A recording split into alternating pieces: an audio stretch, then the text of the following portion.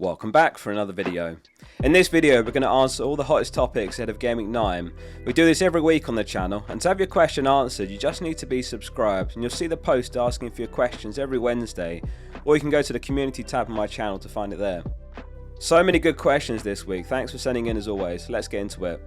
Messi and Benedicta asks Watkins or Holland, and he feels that Holland's about to become an excellent option. A recurring theme in this video is that the great thing about FPL is we can play our own game. If you feel Holland outscores Watkins, or at least you can use that 1 mil to something better, then absolutely go for it. However, this season Watkins has 11 returns in 8, Holland's got no returns in the league. Comparing the fixtures side by side, Man United do have a good run ahead. There's a good chance that Rashford, Bruno and Holland actually become good options. Watkins is the clear leader on attacking output though, and slightly better fixtures ahead. He's proven Premier League quality, so if you're getting Holland, then owning him in addition to Watkins probably looks like the sensible way to do it, rather than in place of him. Holland has played less minutes, so if we look at minutes per expected goal involvement for a better comparison, Watkins has an expected return every 150 minutes, Holland every 359 minutes. So 3.3 million of us own Alvarez. Adoranti Joseph asks whether he'll start this weekend. Yeah, he's been absolutely exceptional this season, so in isolation, yeah, he should start, but it's a bit more complicated this week because of the international break.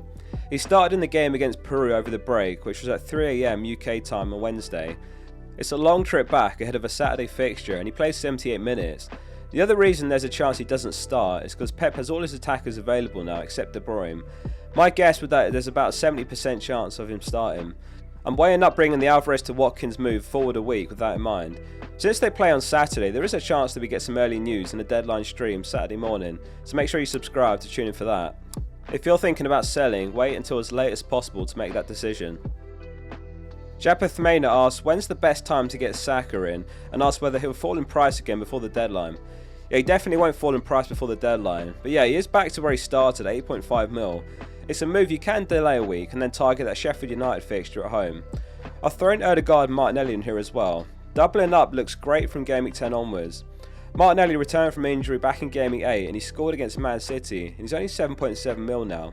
Odegaard and Saka both 8.5 mil. Nothing between them, and they have been sharing penalty duties. I'm looking to bring Saka in Gameweek 10 and maybe Odegaard as well. Richie Starfield asks whether it's wise to go against Haaland with Alvarez for some coverage. We talked about this one a lot in the Gameweek 8 final thoughts video, and we'd made the case for going without Haaland.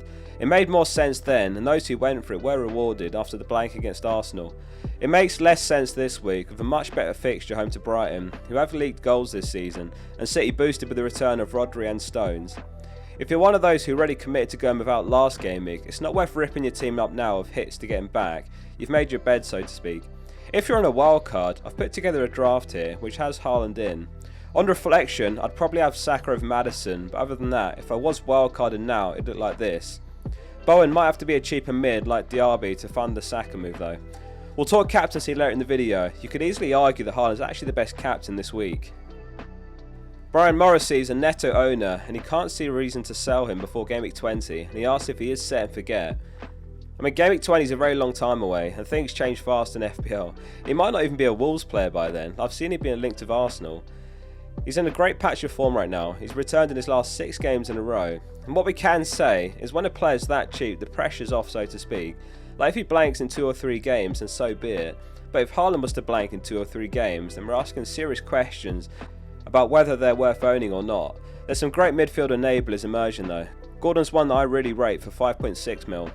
And looking at even cheaper mids, we've got a question from Ewan asking about Souček, who's only 4.9 mil.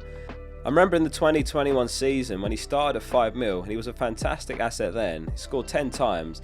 He has scored in his last 2 games in a row and they've got good fixtures ahead. So yeah, Souček's a great option, but I'll also throw Palmer in there as well. He's also 4.9 mil. And as we learned last game week, he should be on penalty duties for Chelsea as well.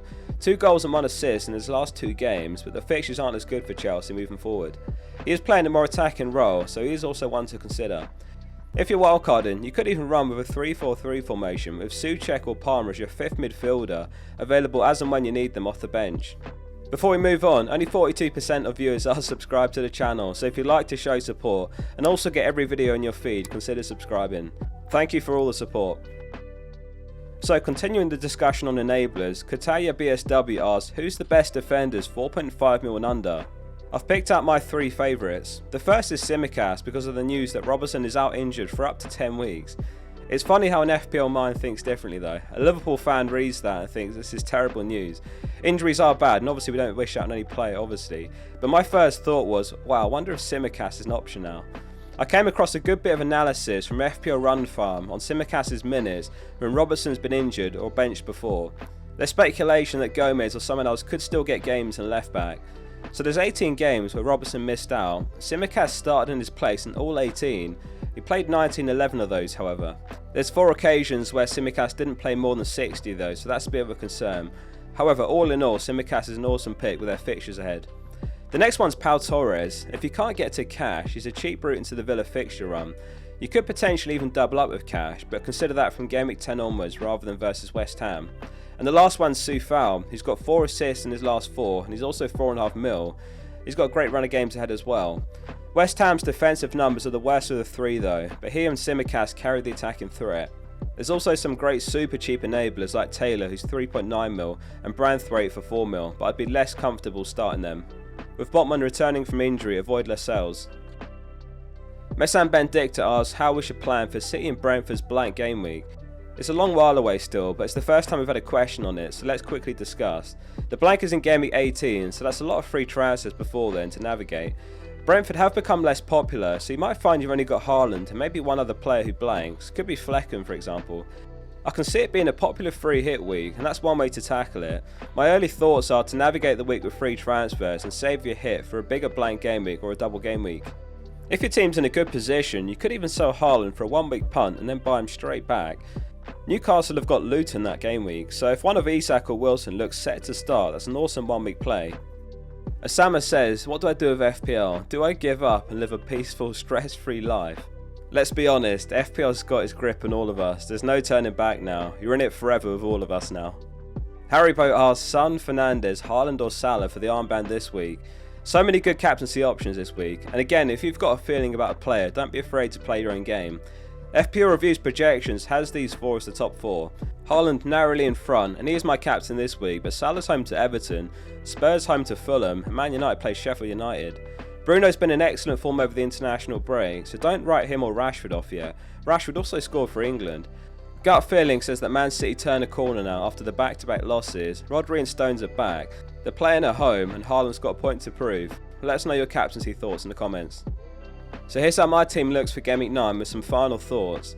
At the back of my head, I do wonder if Alvarez starts or benched. He probably does start, but with 1.4 million in the bank, I'm tempted to bring the Watkins transfer forward a week, which I had planned for Gameweek 10 initially.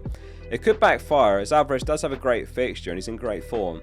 The alternative transfer is Bowen or Botman down to a 4 mil defender, which leaves money for both Saka and Watkins in Gameweek 10. So it's Haaland captain this week, Salah vice. The only other thing that might change is Burns starting over Botman, if there's any doubt that Botman's not 100% available for the game. If this video was helpful, hit subscribe. In tomorrow's video we catch up with the experts to see what they're all doing this week. See you soon for the next one.